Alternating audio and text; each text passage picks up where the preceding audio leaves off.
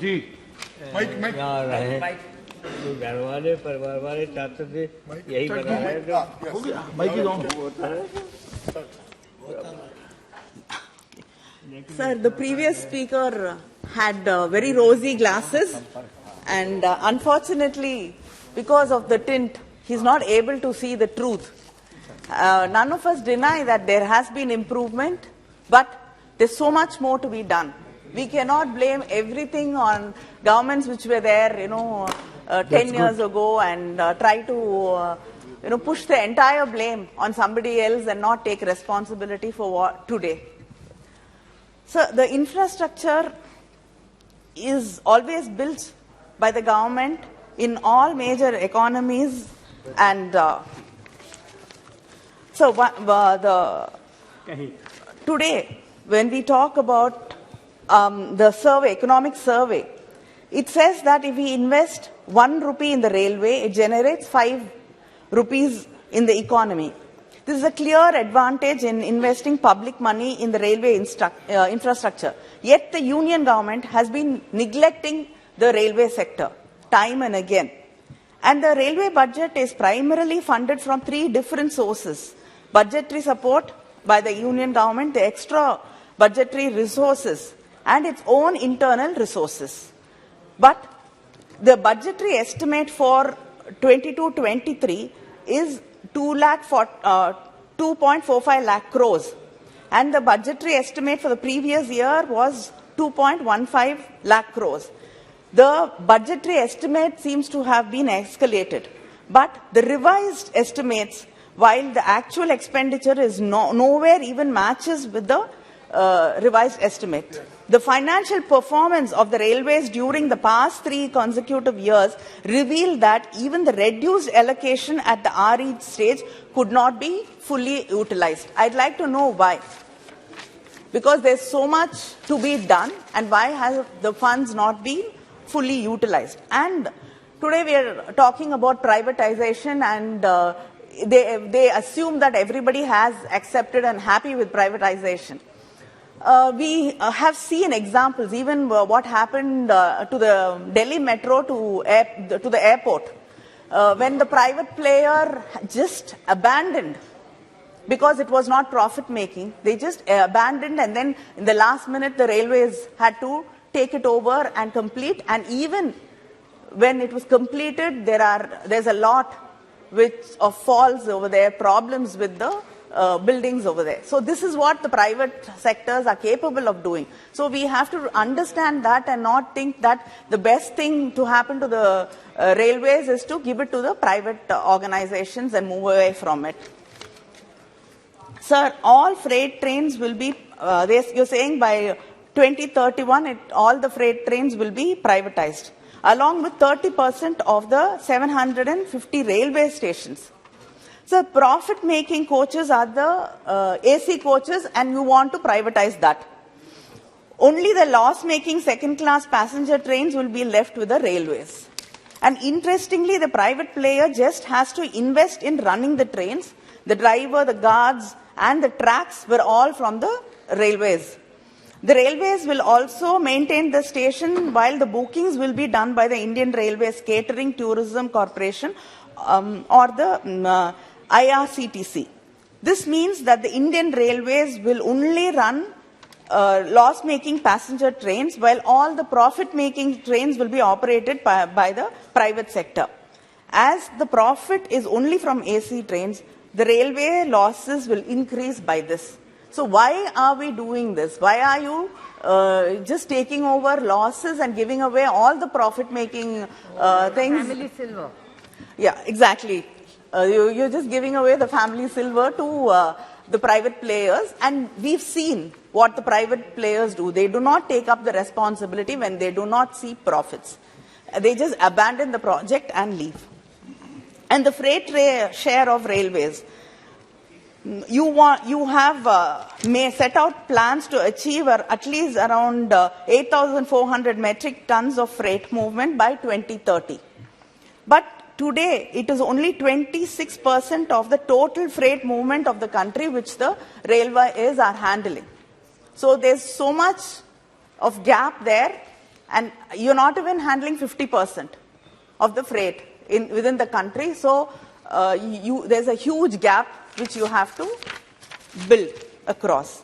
And the jobs in the railways, as I think Suresh ji also when he spoke here mentioned about it, I'd like to add to that. There's so many vacancies. More than 2.65 lakh jobs are vacant in the Indian railways. You haven't been able to provide jobs for the youth in this country. At least in this sector, when there are vacancies, you can definitely fill that. And the language, South Indians don't get job opportunities these days in the railways. Yes, shame. It looks like there is a effort to keep us away from these jobs. And more than that, people who interact with the locals, with the passengers, have to know the language. Yes. We've actually had so many incidents where there could have been accidents because the person handling that does not understand the local language, does not speak the local language. You have to be sensitive to people's lives. You cannot play with people's lives. Sir, and accessibility of railway stations for the differently abled, it has so much more to ask for. You've been saying that you're more sensitive and it will be considered. But even the committee has recommended, the Parliamentary Standing Committee on Social Justice and Empowerment recently assessed the implementation of the scheme for the people with the disabilities. And they said there's so much lagging behind and they have to provide better facilities. And before 2 years, before the COVID, there were coaches for differently able people. But now, in quoting COVID as a reason, these coaches have been stopped. But I mean, I think it is high time these coaches are restored and differently able people are allowed to use that. Very good point. And even when there are special coaches, it is being used illegally by other people. And unfortunately, the differently able people do not have access to these coaches also. So that has to be taken into consideration. And the union government has removed 4% job reservation for the differently abled in many of the jobs, IPS, Railway Protection Force, and all that. I mean, in many places, I really don't understand, what kind of social justice are we talking about if this is not happening. And railway electrification. You've said there will be 100% electrification by 2023, and that is next year. You've hardly reached 73%.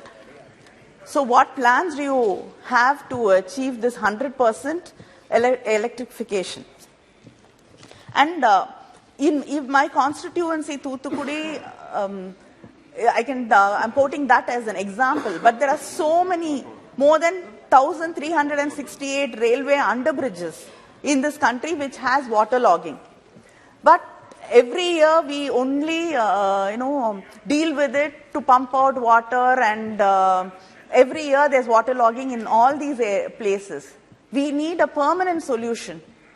And in my constituency, for example, like when there are rains and flooding, water from the sea also comes in. And pumping out water is not an easy thing. So you need permanent solutions for issues like this. You can't just have flooded underbridges.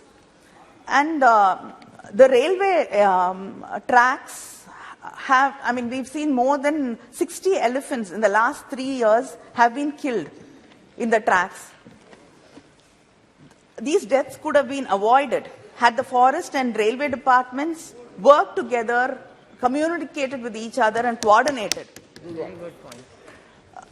And the CAG report has even said that the basic signage is not available, and there is nothing to alert the loco pilots that it is an elephant crossing area and they have to be slow, and they're not sensitized, there's no training for them. At this rate, if it goes on like this, I think in a decade or so, we will, not have elephants in this country. And railway safety, again, much was said about the railway safety. More than 13,000 train accidents across the country have killed nearly 12,000 railway passengers last year. And according to a recent report by the National Crime Records Bureau published in 2021, the latest statistics mean that on average, 32 people have lost their lives every day. This is a shame, and I think we have to think about the families of the lives which have been lost, and definitely something has to be done to ensure that there is safety, and we've seen so many accidents in railway crossings also.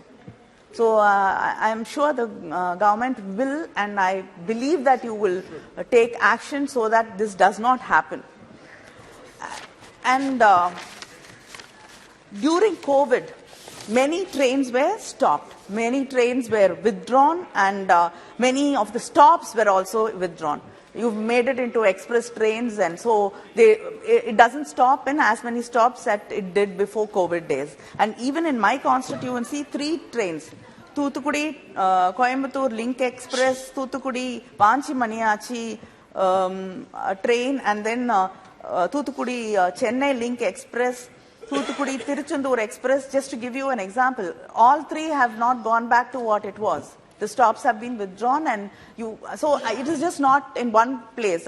In many places there are, I think even in Kerala and Throughout India. Throughout India, there are, a lot of people depend on trains still. Even if you want to neglect it and give it away to the corporates, I think still people depend on the trains, and we have to revive these stations and stops. And the last thing I like to raise is that many people have noticed and even observed that there is a big difference between the coaches in the northern part of India and the southern part of India.